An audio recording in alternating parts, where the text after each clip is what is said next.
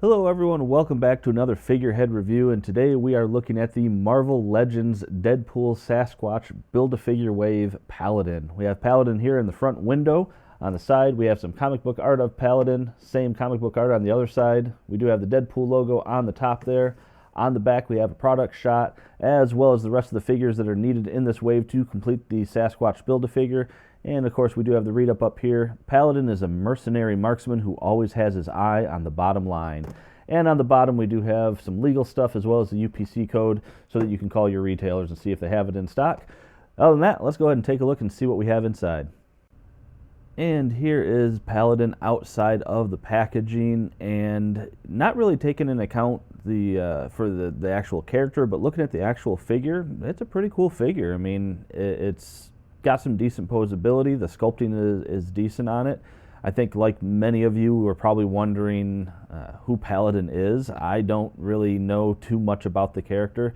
I did some Wikipedia stuff here before doing the review and got a little idea that he's definitely more of a boots on the ground hero, debuting in Daredevil, and part of the Heroes for Hire, the Wild Pack with Silver Sable and stuff. So he seems to be sort of not necessarily an anti-hero, but it sounds like he's definitely a mercenary. That bio where it said he's in it for the money sounds like that's kind of the main idea of the character here. Paladin does come with the Build-A-Figure piece for Sasquatch, one of his legs, so we will take a look at that when we build Sasquatch. But otherwise, he does come with 3 accessories. He's got 2 of these gold pistols, and the pistols do fit into his hand nicely. I actually used the knife that he comes with to get his trigger finger in there because my fingers were a little stiff.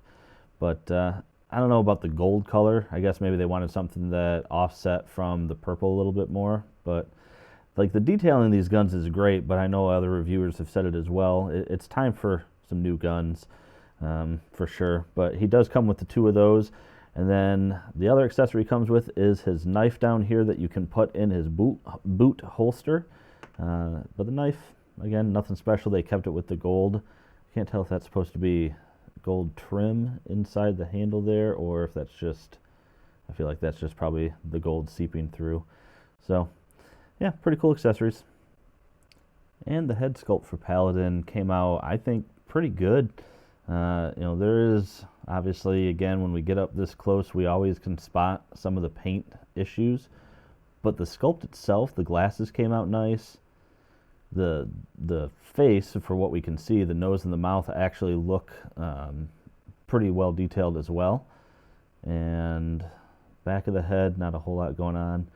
And again, when we get up this close, you can start to see some of the paint issues, but again, it's a $20 figure. These paint issues are not noticeable when you are looking from a distance.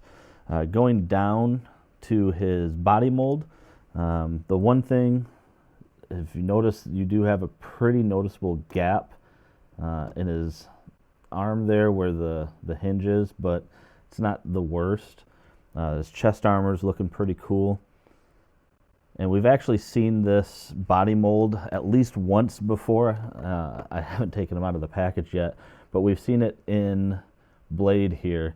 From the the upper arms, the torso, the waist, and the upper legs are all the same on Paladin to the Blade figure.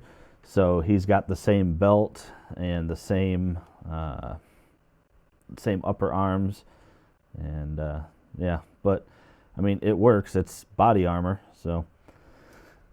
And it's actually kind of cool. These are the actual clasps that are holding his body armor together, and I love that we got some paint on those. I think that's really cool. You got like that spine protector on the back. The paint doesn't seem like they had to do a whole lot with the paint, because this one I don't see a whole lot of issues as we go around. He does have a holster. I didn't mention that, but he does have a holster for his guns. You could just pop that in. It doesn't have a hole at the bottom though, so it kind of sticks out a little bit, but still cool to get that holster. And legs came out okay. Boots look good. Yeah, I mean, not too bad. This figure comes in at just about 6.5 inches, just a shade under, maybe a little over 6.25 inches tall. So falls right into scale with some of our other Marvel Legends.